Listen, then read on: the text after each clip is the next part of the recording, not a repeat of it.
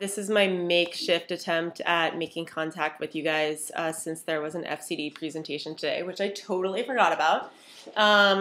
So here I am in my apartment in Marken Hall, just basically wanted to have an opportunity to kind of address your blog posts, talk a little bit about the reading, and also speak about the papers and the paper 3 you guys are going to be writing tomorrow, which contains the exact same questions as before. So just bear with me for a few minutes. I'll keep this short.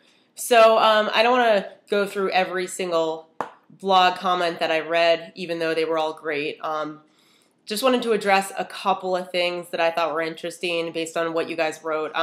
Emma, one of the things you posted was that it was still sort of unclear and confusing why Lincoln didn't fire McClellan, and I definitely am on the same boat with you, as well as many of the other people in the class seem to agree with this. You know, the how historically we're still sort of puzzled with the fact that Lincoln didn't seem to be quick to move on McClellan. The Peninsular Campaign just seems so stagnant, and yet Lincoln kind of seems to be sitting in Washington, also kind of waiting to pounce on McClellan. So I mean, one of the things that a few of you also touched upon, which I think is dead on, David, you talked about this, you know, the idea that, and this also is something that Benjamin Wade was talking about directly to Lincoln, you know, why wouldn't he fire McClellan, even though he definitely seemed inept as a general?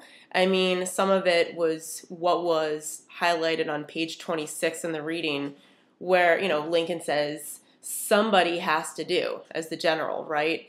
And yeah, then the reading goes on and says, you know, it's a crucial period of time, you know, and the somebody just had to be McClellan.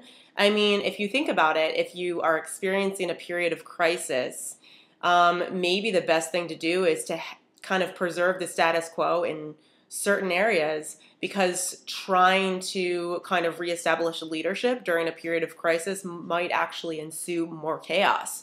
You know, think about it. If you fire McClellan and then you have no replacement, or maybe even a worse off replacement, that could definitely even further contribute to the decline in the Union, in the morale in the Union Army. It may make people distrust Lincoln even more. I mean, realize that Lincoln, even though he was reelected pretty handily in 1864, I mean, he was considered an underdog as a presidential candidate, and so a lot of people are kind of feeling him out. They're not really sure whether or not he's the right person to do the job for the next 4 years. So people are all looking at Lincoln with a critical eye, and so firing McClellan might also say something about Lincoln's performance.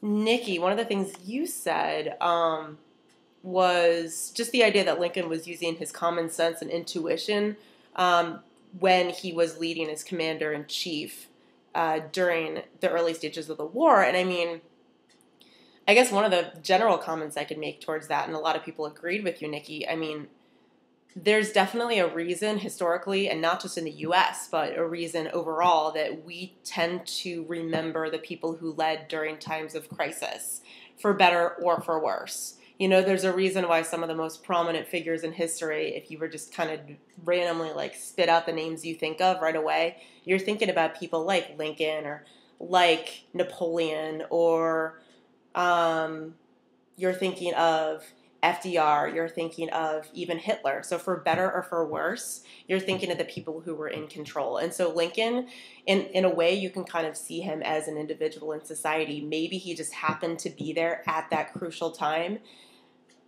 He happened to be elected, and his election ended up prompting a very chaotic change in the political structure, the overall future of the country. I mean, he has to go down in the history books, even if some of the things he did were kind of experiments with trial and error. So another thing that's worth considering, I guess, is how much Lincoln, at least in the beginning stages of the war, and you could argue that he could have continued